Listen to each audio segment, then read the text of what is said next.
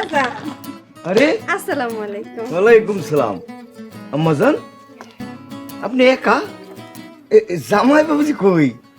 আব্বাজান আমার বাড়ি ছেড়ে চলে আইছি। বাড়ি ছেড়ে চলে এসেছেন মানে? আমি আর ওই বাড়ি সংসার করুম না, ভাল লাগে না। এইটা কি করেন আম্মাজান? এর আগেও আপনাদের 3 জায়গায় বিয়ে দিলাম, প্রত্যেকবারই আপনি জামাইয়ের বাড়ি ছেড়ে চলে আসেন।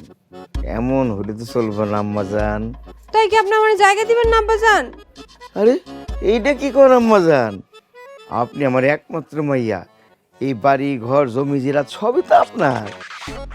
কিন্তু আম্মাজান, মায়া মানুষের তো শ্বশুর বাড়িতে থাকতে হয়।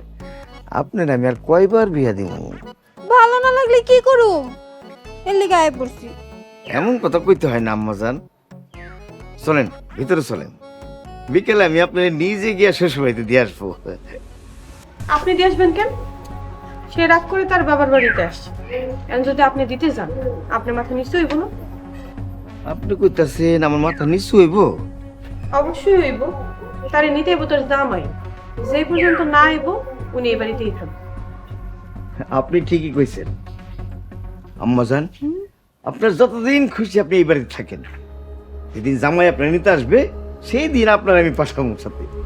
আইসা আব্বাজান।